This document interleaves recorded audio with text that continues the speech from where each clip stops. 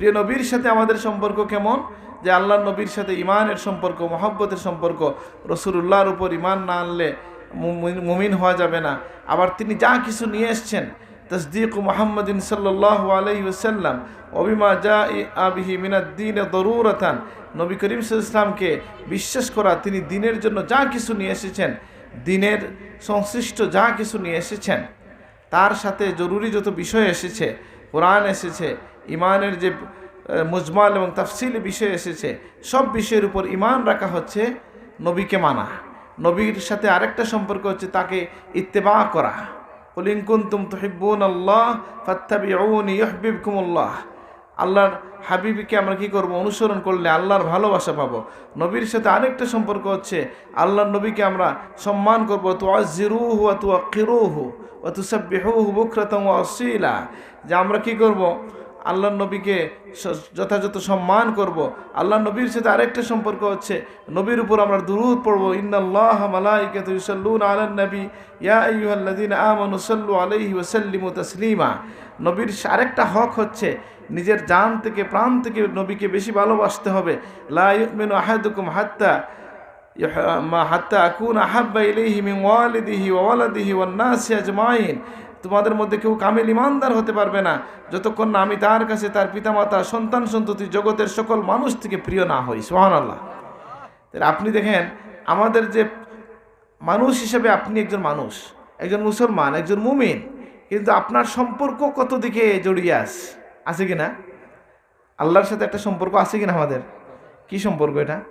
আমি আল্লাহর বান্দা, আল্লাহর উপরে বিশ্বাস রাখতাম, আল্লাহ যা কিছু দিছেন সব কিছু আনত মস্তকে মেনে নেব। সামিনা ওয়া আতানা গুফরানাকা রব্বানা ওয়া ইলাইকাল মাসির। আল্লাহ যত নবী পাঠাইছেন সকলের উপর বিশ্বাস রাখবো। লা নুফাররিকু বাইনা আহাদিম মির রুসুলি। সকল নবীর প্রতি আমরা বিশ্বাস রাখবো, তাদের মধ্যে পার্থক্য করব না নবুয়তের বিবেচনায়। ফজিলত ভিন্ন বিষয়। ঠিক একইভাবে আল্লাহ রসুলের কথা আমরা বললাম। একইভাবে আপনি পাবেন যে আমরা যদি আসি মানুষের সম্পর্কে আরেকটা দিক বলেন তো কি, পারিবারিক যে সম্পর্ক আছে, এটা কোরআনে কিছু বলা আছে কিনা? আছে। আপনার পিতা মাতার সাথে আপনার সম্পর্ক কেমন হবে? আল্লাহ কোরআনে বলে দিয়েছেন, ওয়াকাদা রাব্বুকা আল্লা তা'বুদু ইল্লা ইয়্যাহ ওয়া বিল ওয়ালিদাইনি ইহসানা। আল্লাহর সিদ্ধান্ত হচ্ছে আল্লাহর সাথে কারো ইবাদত চলবে না, আর পিতামাতার সাথে সদ্ব্যবহার করতে হবে। সুবহানাল্লাহ। আর শুধু সদ্ব্যবহার না, বিস্তারিত আল্লাহ তাআলা বলে দিয়েছেন এই জায়গায় কি, যে তাদের মধ্যে কোনো একজন যদি, দুইজন বা একজন যদি বার্ধক্যে উপনীত হন, তাহলে তুমি তাদের কেমন আচরণ করবা? ফালা তাকুল্লাহুমা উফিন ওয়ালা তানহারহুমা ওয়া কুল্লাহুমা কাওলান কারীমা। তাদের ব্যাপারে আচরণে কোনো সময় উফ বলা যাবে না, তাদেরকে ধমক দেওয়া যাবে না, সুন্দর করে কথা বলতে হবে। এবং সাথে সাথে ওয়াকুর রব্বির হামহুমা কামা রব্বায়ানি সগীরা। পিতামাতার জন্য দোয়াও করতে হবে। সুবহানাল্লাহ। পিতামাতার জন্য শুকরিয়া আদায় করতে হবে। অন্য জায়গায় এসছে আনিশকুরলি ওয়ালি ওয়ালিদাইক। আল্লাহ বলতেছেন আমার শুকরিয়া আদায় করো, তোমাদের পিতামাতারও শুকরিয়া আদায় করো। সুবহানাল্লাহ। তাইলে কেমন সুন্দর একটা দিন আমরা পেলাম। দেখেন, যে দিনের মধ্যে আপনার আমার বিস্তারিত জীবনের সব কিছু আল্লাহ তাআলা বর্ণনা করে দিয়েছেন। সুবহানাল্লাহ। এবার আপনার আমার মতো যুবক বয়সে, বেবুজ বয়সে অনেকের বা যদি একটু ইমানি খালাল তৈরি হয়, তো অনেক সময় আপনার মনে হইতে পারে, আহা, একটাই জীবন, এই জীবনে অত নিয়ম কানুন না নেই, বলে নামাজ পড়ো, রোজা রাখো, তাহলে এনজয় কোন সময় করতে হয়? বলে এনজয়ের লাগে আল্লাহ বলে দিয়েছেন এনজয় হবে জান্নাতে। কোথায় হবে এনজয়টা? মুমিনের কোথায় হবে? জান্নাতে। আল্লাহ আমাদেরকে ঘোষণা দিয়ে দিচ্ছে, ওয়াল আখিরাতু খায়রুম ওয়া আবকা। আখিরাত হচ্ছে উত্তম এবং চিরস্থায়ী। সুবহানাল্লাহ।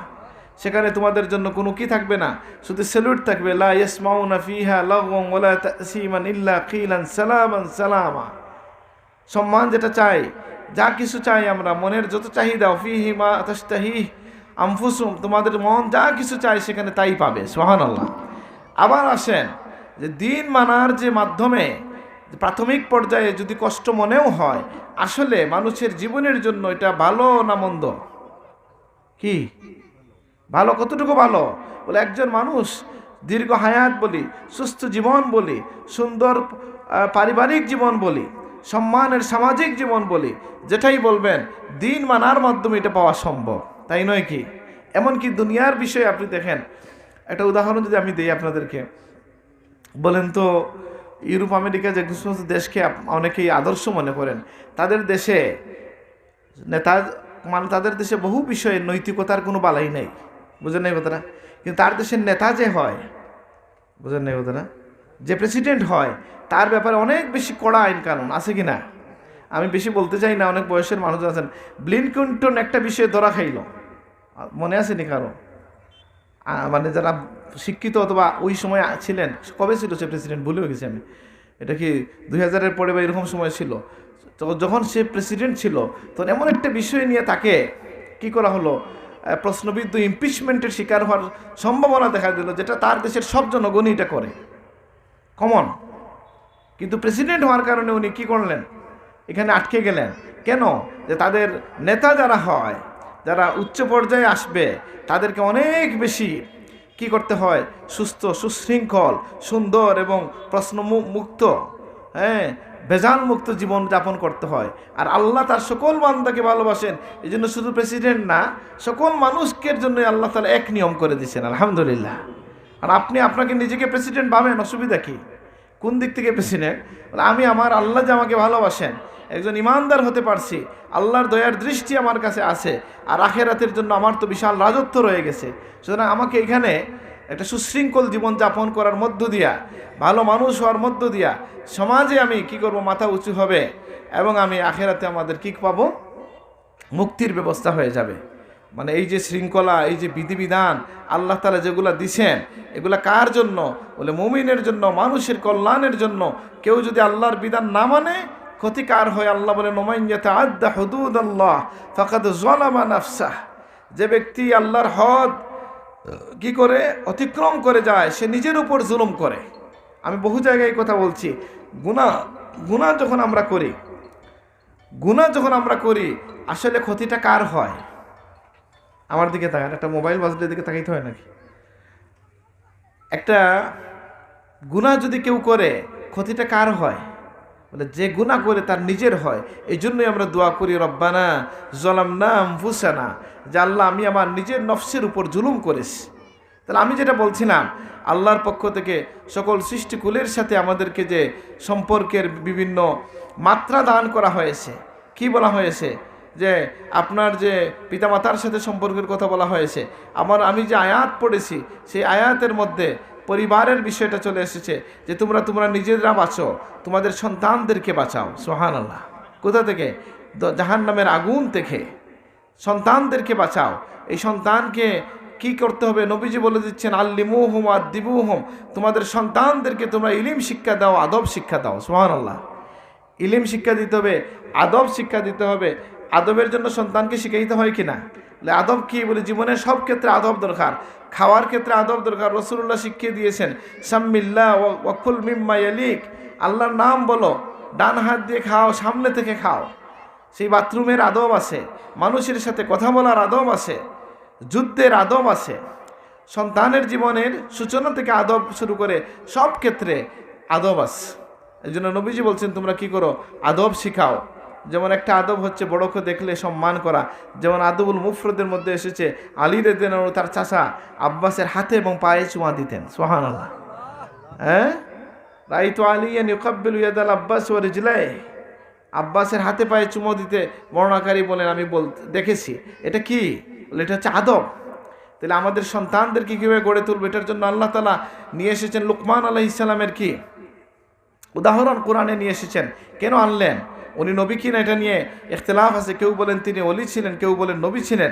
কিন্তু আল্লাহ তাআলা তার কথা, ইয ক্বালা লুকমান লিবনিহি ইয়া বুনাইয়া লা তুশরিক বিল্লাহ ইন্নাশ শিরকা লাযুলমুন আযীম, যখন যে লুকমান যখন তার সন্তানদেরকে বললেন, হে আমার সন্তান, তুমি আল্লাহর সাথে শিরিক করবা না, শিরিক হচ্ছে সবচেয়ে বড় জুলুম।